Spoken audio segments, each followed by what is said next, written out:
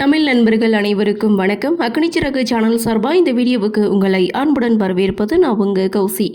கார்த்திக் ரேவதி சீரியலுடைய இன்னைக்கு எபிசோடுக்கான ரிவ்யூ என்ன அப்படின்றத பார்க்கலாம். அதுக்கு முன்னாடி இதுவரைக்கும் நம்ம சேனலை நீங்கள் சப்ஸ்கிரைப் பண்ணலாம் பண்ணிக்கிறங்க. கூடவே இருக்க பெல் ஐக்கானையும் கிளிக் பண்ணி அதில் ஆல் அப்படின்ற ஆப்ஷனையும் கிளிக் பண்ணிக்கிறங்க. அப்போ தான் நான் போடக்கூடிய வீடியோ உங்களுக்கு உடனுக்குடன் நோட்டிஃபிகேஷனாக வரும். சரி வாங்க இன்னைக்கு எபிசோடுக்கான ரிவ்யூ என்ன அப்படின்றத பார்க்கலாம். ரேவதி அவங்களுடைய ஃப்ரெண்டு திவ்யாவை பார்த்ததுமே ஓடி போய் மறைஞ்சிக்கிறாங்க. ஆனால் திவ்யா ரேவதியை பார்த்ததும் அவங்களுடைய ரூமுக்கு கூட்டிகிட்டு போக சொல்லி கார்த்திகிட்டே கேட்குறாங்க. கார்த்தியும் ரேவதியோட ஃப்ரெண்டு திவ்யாவையும் அவங்களுடைய கணவரையும் கூட்டிகிட்டு ரூமுக்கு போகிறாங்க. ஸோ ரேவதி அந்த இடத்துல அவங்கள தவிர்க்க முடியலை. ஸோ ரேவதியை பற்றி ஆக ஓகோன்னு புகழ்ந்து தள்ளுறாங்க திவ்யா.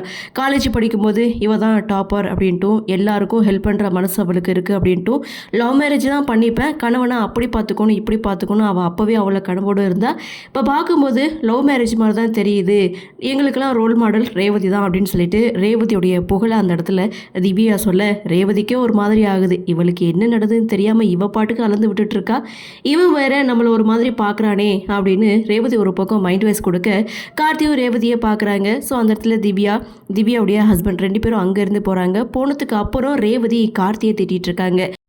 நீ எதுக்காக இவங்க ரெண்டு பேரையும் ரூமுக்கு கூட்டிகிட்டு வந்தால் என்கிட்ட கேட்டியா ஒரு வார்த்தை அப்படின்னு சொல்லி இங்கே கார்த்தி மேலே கோவப்படுறாங்க. உன்னுடைய ஃப்ரெண்டு உன்னை பார்க்கணுன்னு சொன்னாங்க, அதனால தான் நான் கூட்டிகிட்டு வந்தேன், நீ அந்த இடத்துல இருந்திருந்தால் இதைத்தானே செய்திருப்பேன்னு கார்த்தி ஒரு பக்கம் கேட்க இதெல்லாம் எனக்கு தேவை தான் அப்படின்னு சொல்லி ரேவதி ஒரு பக்கம் கோவப்பட்டாலும் அந்த இடத்துல கார்த்தி அங்கேருந்து போகிறாரு. ஸோ திவ்யா வெளியில் போகலாமான்னு ரேவதியை கூப்பிட இல்லை முடியாது, என்னுடைய ஹஸ்பண்டுக்கு வேலை இருக்குது அதனால் முடியாதுன்னு ரேவதி ஒரு பக்கம் சொல்ல அந்த இடத்துல கார்த்தியுடைய என்ட்ரி. நேராக கார்த்திகிட்டேயே வெளியில் போகலாமா அப்படின்னு சொல்லி கார்த்திகிட்டே கேட்கும்போது போகலாமே அப்படின்னு சொன்னதுமே இது ரேவதிக்கு செம்ம கோபத்தை ஏற்படுத்துது. ஏன்னா இவங்க முடியாதுன்னு சொன்ன விஷயத்த கார்த்தி ஓகே அப்படின்றாங்க. இதனால கார்த்தி மேலே இருக்கிற கோபம் இன்னும் அதிகமாக தான் இருக்குது. திவ்யாவுடைய ஹஸ்பண்ட் ரெண்டு பேரும் போனதுக்கப்புறம் நான் உனக்கு வேலை இருக்குன்னு சொன்னேன், நீ என்னென்னா என்கிட்ட கேட்காம போகலான்னு சொல்கிற அப்படின்னு சொல்லி வழக்கம் போல் ரேவதி கார்த்தியை திட்ட ஆரம்பிக்கிறாங்க. நீ சொன்னது எனக்கு எப்படி தெரியும், அது மட்டும் இல்லை எனக்கு வேலை இருக்குன்னு நீ எதுக்காக சொல்லணும், உனக்கு வேலை இருக்குன்னு ஏதாவது சொல்லி சமாளிக்க வேண்டியதானேன்னு கார்த்தி ஒரு பக்கம் கேட்க அந்த இடத்துல என்ன தோணுச்சோ அதானே சொல்ல முடியும், பொய் சொல்லும்போது நிறுத்தி நிதானமாக சொல்ல முடியும் அப்படின்னு சொல்லிட்டு ரெண்டு பேரும் அங்கேருந்து கிளம்புறாங்க. ஒரு லொக்கேஷனுக்கு போகிறாங்க. போன இடத்துல திவ்யா ரேவதி கிட்ட உன்னுடைய லவ்வை பற்றி நீ சொல்லு, யார் எப்படி எங்கே பார்த்தீங்க அப்படின்னு சொல்லி ரேவதி கிட்டே கேட்கும்போது ஸோ அப்போ கார்த்தி சொல்கிறாரு, நான் அவங்கள முதல் முறையாக அவங்க வீட்டில் தான் வச்சு பார்த்தேன், உங்கள் வீட்டில் நான் டிரைவராக வேலை பார்த்தேன் அப்படின்னு சொல்ல அப்படியா அப்படின்னு சொல்லி ரொம்ப இன்ட்ரெஸ்டிங்காக ரேவதியோடைய லவ் ஸ்டோரியை திவ்யா கேட்டுட்ருக்காங்க. இதெல்லாம் தேவையா அப்படின்னு சொல்லி ரேவதி ஒரு பக்கம் இன்னும் டென்ஷன் ஆகுறாங்க. இன்னொரு பக்கம் 4 பேரும் அப்படி நடந்து போயிட்டுருக்காங்க. போகிற வழியில் சொட்ரு வித்துட்டு இருக்காங்க. ஸோ அதை பார்த்த திவ்யா சரி சொட்டர் வாங்கிக்கலாம் அப்படின்னு சொல்லி திவ்யாவுக்கு சொட்ரு வாங்குறாங்க. அந்த இடத்துல ரேவதியையும் கூப்பிட்டு நீ ஒரு சொட்டர் வாங்கிக்கோ அப்படின்னு சொல்லும்போது தாங்கிட்ட இருக்குன்னு சொல்ல இருந்தால் என்ன இன்னொன்று வாங்கிக்கோ அப்படின்னு சொல்லி கார்த்தியவே ஒரு சொட்டரை செலக்ட் பண்ண சொல்கிறாங்க.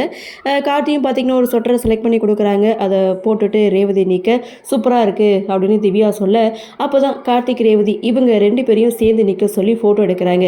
ரேவதிக்கு இதில் விருப்பமே இல்லை அப்படின்னாலும் என்ன பண்ணுறது, ஒன்றும் செய்ய முடியாது. ஸோ கார்த்திக் ரேவதி ரெண்டு பேருமே சேர்ந்து நிற்கிறாங்க. திவ்யா ஃபோட்டோ எடுக்கிறாங்க. இதெல்லாம் என்ன பண்ணுறது அப்படின்னு சொல்லி ரேவதி இன்னும் கோவப்பட்டுட்டு தான் இருக்காங்க. ஸோ அப்படியே சீனை கட் பண்ணும்போது இவங்க 4 பேரும் ஒரு இடத்துல பேசிகிட்டு இருக்காங்க. ஸோ அந்த இடத்துல ஒரு குட்டி பாப்பா ரோட்டை கிராஸ் பண்ணுறேன்னு சொல்லிட்டு ஓடி வரும்போது எதிர்த்தாப்பில் ஒரு கார் வருது. பட் மோதலை, ஆனால் அந்த பொண்ணு அதிர்ச்சியில் மயங்கி விளையாடுறாங்க. ஸோ அந்த இடத்துல முதல் உதவி செய்கிறது கார்த்தியா தான் இருக்குது. ஸோ அவங்களுக்கு ஃபஸ்ட் எய்ட் பண்ணி அந்த பொண்ணோட உயிரை காப்பாற்றுறாங்க. அந்த இடத்துல அந்த பொண்ணோட அம்மா கார்த்திக்கு நன்றி சொல்கிறாங்க. அந்த குழந்தையும் கண்ணு முழிச்சதுக்கு அப்புறம் கார்த்திக்கு நன்றி சொல்ல இவன் தன்னுடைய சூழ்நிலையை அவனுக்கு சாதகமாக பயன்படுத்திப்பான், இப்படி தான் எல்லாருக்கிட்டையும் நல்ல பேர் வாங்கிட்டான் அப்படின்னு சொல்லி ரேவதி ஒரு பக்கம் மைண்ட் வைஸ் கொடுக்க அந்த இடத்துல திவ்யாவுடைய கணவரும் கார்த்தியை பாராட்டி பேசுகிறாங்க. அப்படியே 4 பேரும் பொடி நடையாக நடந்து வந்துட்டு இருக்காங்க. சூப்பரான ஒரு லொக்கேஷனுக்கு நின்றுட்டு இருக்காங்க. ஸோ இன்னொரு பக்கம் திவ்யாவுடைய கணவர் ரெண்டு பேரும் ஃபோட்டோ எடுத்துகிட்டு இருக்காங்க.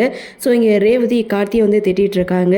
இதெல்லாம் எனக்கு தேவையா, உங்ககிட்ட ஒரு நிமிஷம் கூட இருக்கக்கூடாதுன்னு நினச்சேன், ஆனால் விதி திவ்யா ரூபத்தில் என்னை பாடாக படுத்துது அப்படின்னு சொல்லி அவள் என்னமோ நாம் ரெண்டு பேரும் சிறந்த ஜோடி மேட் ஃபார் ஈச் அதர்ன்ற மாதிரி பேசிகிட்டு இருக்கா.